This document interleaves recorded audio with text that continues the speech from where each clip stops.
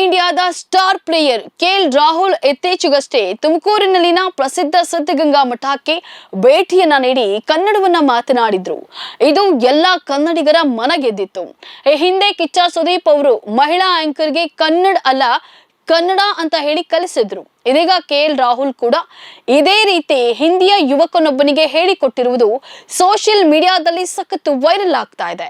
ಈ ವೇಳೆ KL Rahul script ಓದುವಾಗ ಡೈರೆಕ್ಷನ್ ಡಿಪಾರ್ಟ್ಮೆಂಟ್ ಯುವಕನೊಬ್ಬ ಕನ್ನಡ ಎಂದು ಹೇಳಿದ್ದಾರೆ. ತಕ್ಷಣ ಅವರ ಮುಖ ನೋಡಿದ ಕೆಎಲ್ ರಾಹುಲ್, ಏ ಬಾಯ್, ಅದು ಕನ್ನಡ ಎಂದು ಸರಿಯಾಗಿ ಹೇಳಿಕೊಟ್ಟಿದ್ದಾರೆ. ಅಲ್ಲದೆ ಯುವಕನಿಂದಲೂ ಕನ್ನಡ ಎಂದು ಹೇಳಿಸಿದ್ದಾರೆ. ಅಂದಹಾಗೆ ಇದು IPL ನ ಫಿಲ್ಮ್ ಶೂಟ್ ನ ಒಂದು ದೃಶ್ಯವಾಗಿದೆ. ಮಾರ್ಚ್ 22ರಿಂದ IPL ಶುರುವಾಗ್ತಿದ್ದು ಅದರ ಪ್ರಮೋಷನ್ ವಿಡಿಯೋ ಇದಾಗಿದೆ ಎನ್ನಲಾಗ್ತಿದೆ. Promo Hindi match day promo Kannada भाई कितने बार बोले तुम लोग को भाई कन्नड़ा